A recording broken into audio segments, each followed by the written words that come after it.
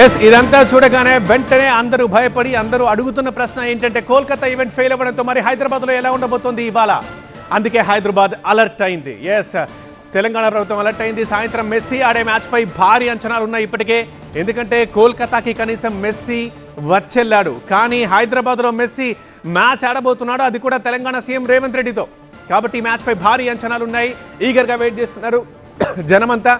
అయితే కోల్కతాలో ఇలా ఘటన జరగడంపై ఇప్పుడు ఒక్కసారిగా అందరూ ఆందోళన పడుతున్నారు. ఈ నేపథ్యంలో పోలీసులు అలర్ట్ అయ్యారు. షెడ్యూల్ ప్రకారం అన్ని ఈవెంట్లలో కరెక్ట్గా మెస్సీ పాల్గొనేలా చర్యలు తీసుకుంటున్నారు. నిర్వాహకులకు ప్రభుత్వం నుంచి ఇప్పటికే కీలక ఆదేశాలు వచ్చేశాయి. పాసులు ఉన్నవారికి మాత్రమే స్టేడియంలోకి అనుమతినిస్తున్నారు. రైట్, ఇప్పుడు మనం చూస్తున్నది కోల్కతా సాల్ట్ లేక్ స్టేడియం బయట దృశ్యాలు.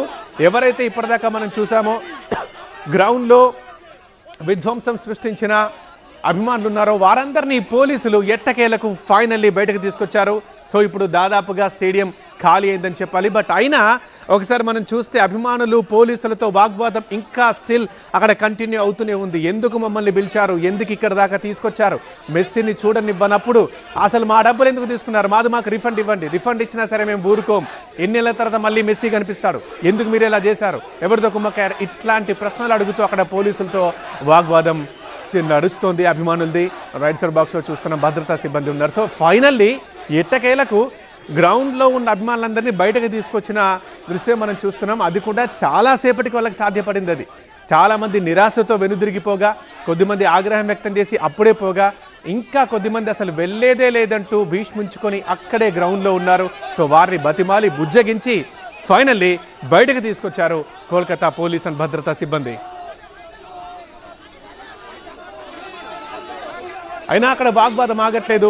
అభిమానం ఇంకా స్టిల్ అడుగుతూనే ఉంది, ఎందుకు ఇట్లాంటి ఏర్పాట్లు చేశారు, ఇట్లాంటి ఫెయిల్యూర్ మేము ఎక్కడా చూడలేదు, ఇది చాలా డిసప్పాయింట్ చేసింది, ఇప్పుడు మాకు ఎవరు జవాబు చెప్తారు అని చెప్పేసి అక్కడ అభిమానులు ఆగ్రహం వ్యక్తం చేస్తున్న దృశ్యం మనకు కనిపిస్తోంది. సో పోలీసులకు ఇది ఒక పెద్ద టాస్క్గా మారింది అక్కడ. ఎందుకంటే వాళ్ళు తక్కువ సంఖ్యలో ఉన్నారు, అభిమానులు ఎక్కువ సంఖ్యలో ఉన్నారు. ఎస్, మనం ఫస్ట్ బాక్స్లో చూస్తున్నాం. ఇది కొద్దిసేపటి కింద జరిగిన విజువల్. అక్కడున్న కుర్చీలన్నీ తీసి వరుసగా ఒక్కొక్కటి విసిరేస్తున్నారు. చూడండి ఆ కోపం ఎలా ఉందో. ఒక్కొక్క కుర్చీ అక్కడ బయటపడుతుంటే అక్కడ ఆల్రెడీ అప్పటికే 20-30 సంఖ్యలో కుర్చీలు అయిపోయాయి. అలా కుర్చీలే కాదు, బాటిళ్ళు చేతిలో ఏది ఉంటే అది విసిరి కొట్టారు.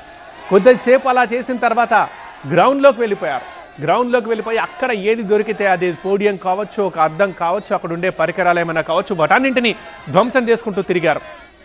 ఇక రైట్ సైడ్ బాక్స్లో చూస్తున్నాం. ప్రస్తుతానికి వాళ్ళందరూ ఎవరైతే ఇప్పటిదాకా స్టేడియంలో తిరిగారో వాళ్ళందరూ ఇప్పుడు స్టేడియం బయట ఉన్నారు. పోలీసులు వారిని బతిమాలి బుజ్జగించి వాళ్ళని బయటకు తీసుకొచ్చారు. ఎందుకంటే వాళ్ళు అంత కోపంతో ఉన్నారు కాబట్టి. సో డిసప్పాయింట్ అయిపోయిన చాలామంది ముందే వెళ్ళిపోయారు, అండ్ కొద్దిసేపు కోపం వ్యక్తం చేసి వెళ్ళిపోయారు. బట్ ఇంకొంతమంది మాత్రం ఖచ్చితంగా గ్రౌండ్లోంచి వెళ్ళేది లేదంటూ అక్కడే ఇప్పటిదాకా ఉండి విధ్వంసం సృష్టించారు. ఫైనల్లీ వాళ్ళని బయటకు తీసుకొచ్చారు.